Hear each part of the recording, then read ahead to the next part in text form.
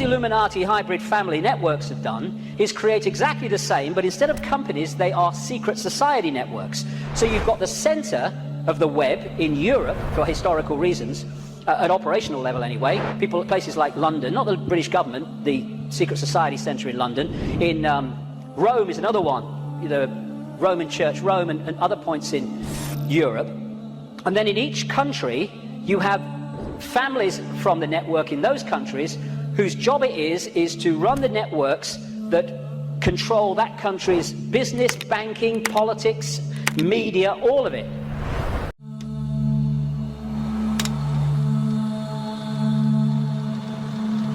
What analogy can we draw between the Freemasons and Al-Masih ad-Dajjal?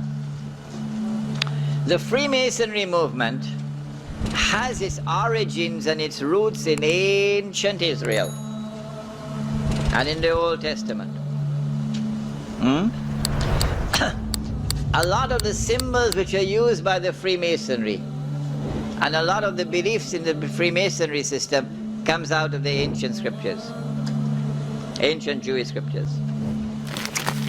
But the Jews have transformed the Freemasonry movement to be an international movement, not an exclusively Jewish movement.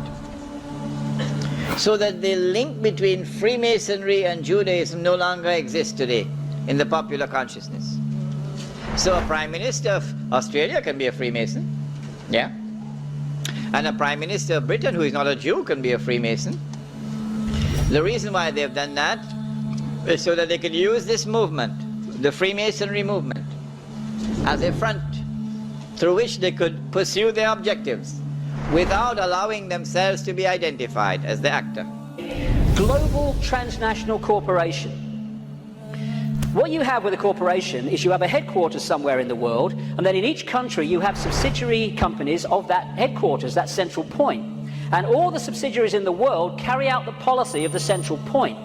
Well, what these Illuminati hybrid family networks have done is create exactly the same, but instead of companies, they are secret society networks. So you've got the center of the web in Europe for historical reasons, at operational level anyway. People at places like London, not the British government, the secret society center in London. In Rome is another one, the Roman Church, Rome, and other points in Europe. And then in each country, you have families from the network in those countries whose job it is to run the networks that control that country's business, banking, politics, media, all of it. And so what you have is from this central point in Europe, the center of the web, all these different places and countries all over the world then impose on their country what is being dictated here. And that's why as I travel around the world, I see the same things being introduced in different countries at the same time, overwhelmingly justified by the same excuses. It's all a global network. It can be symbolized too as a web, like I say, with the Rothschilds real close to the spider, and all these different strands on the web are different secret societies, different semi-secret societies, transnational corporations, and all the rest of it. So when you see all these different names of these corporations that dominate the world in so many ways, and the pharmaceutical cartel and the oil cartel and all the rest of it, the biotech cartel, they're all different names or different masks on the same one face. And so you have this structure where outside of visible light, you have the reptilian control system, comes down through the Illuminati families, and they control the people in power to push the world in a certain direction. Another way of looking at it here. You see, all these different people, these fight among themselves and all the rest of it, though if it gets out of hand, they get sorted. So these sit on the top of all these different countries. They control these different areas of their societies, and the people are then played off against each other. These buggers don't go to war, they tell these buggers to go to war. And if we stop going to bloody war, game over. But we do. And at the top of this pyramid of manipulation is a group, an elite, who really pull the strings, which researchers know as the Illuminati, which is like Latin, as I understand it, for the illuminated ones. It's a name that goes back thousands of years.